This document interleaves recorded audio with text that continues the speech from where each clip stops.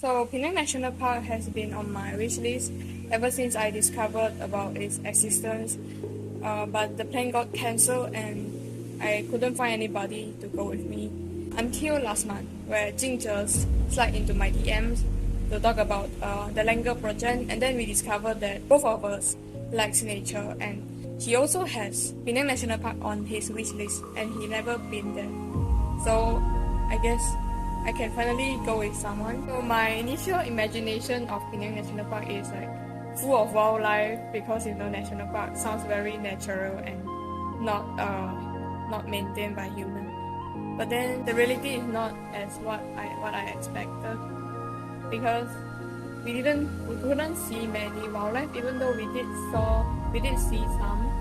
But I couldn't say that there's no wildlife there, but I just cannot see it. It's just not easily seen. One, because of my poor observational skill. Second, I also need to focus on my footstep, because the track is not as easy as I thought.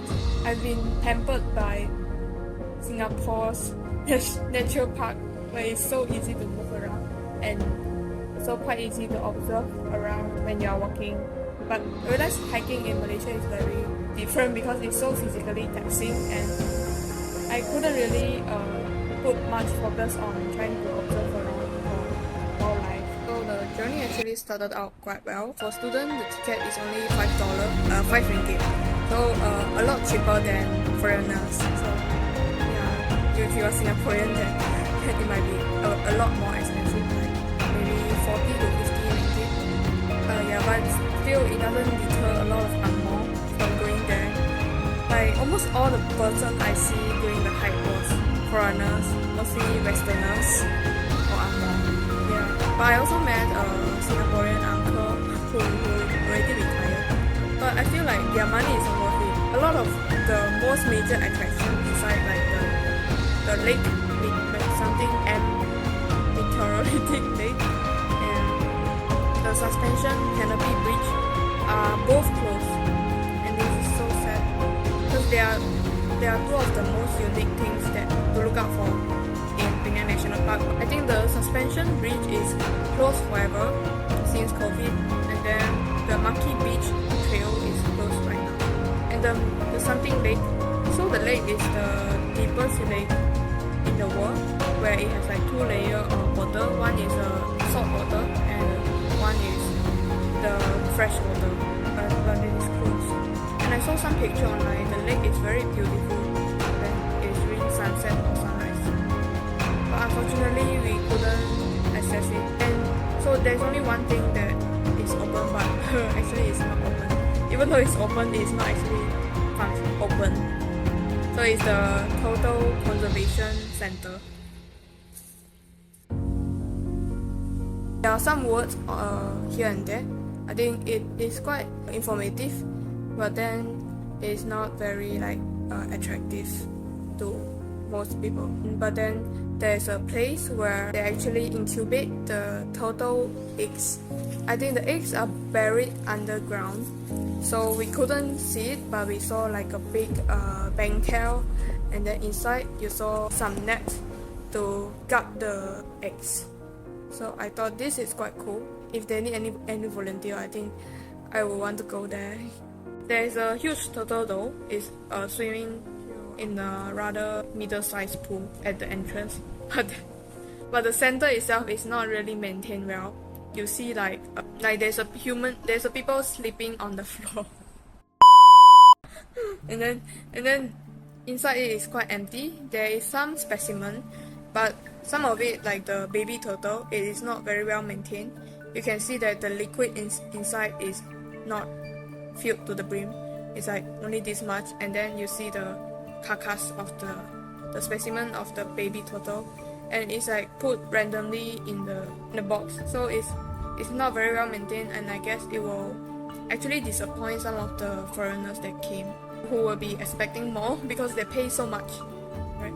So I feel like Penang government should actually develop this place more for the tourism, because it's quite a popular tourist attraction, especially for the foreigners. So they get so much money from them, so they actually should invest those money in making Penang National Park better.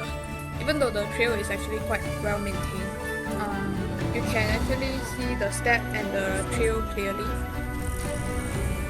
So it's easy for us who are actually beginners.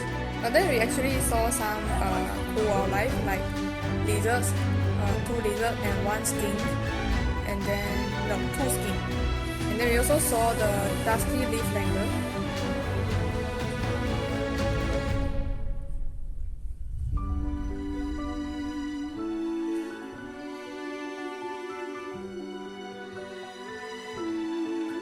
I think there was 2 babies, 2 golden babies there, and it's very cute.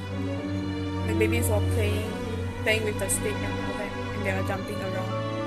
But the way returning is a very bad experience because it rained, and then my shoe sole fell off. One of my shoe sole. So I had to walk without the shoe sole, and you know the trail is so muddy because of the rain, and I have to have my feet drenched in the muddy water. Like every step you are squeezing the muddy water in and out of the shoe and the socks. So it wasn't a very good experience. But maybe because we didn't do the homework, we didn't check the weather forecast. So maybe if you go there, you should actually check the weather forecast before going there. And if you see a lot of clouds in the air, maybe you should head back very soon because we didn't do that. We were just chilling in the conservation center and eating lunch. I think you're not supposed to eat there, but whatever. Oh yes, other than the lizards, right, we also saw birds. I think I saw 2 species, very cool species. One with a very long tail, black and white, and then the chest is brown in color. I didn't take a picture because it is too far, or my phone camera is just too bad. And then the other bird is, I think, magpie robin, which is popular for bird captivities. Like those that catch bird, they like to catch magpie because it's a songbird. There's a swing though. It's a very cool swing, and I like to swing more than swing in the playground. We also saw the white-bellied seagull and some eagle. I don't know what is it, but it just flew by and it's not white-bellied seagull.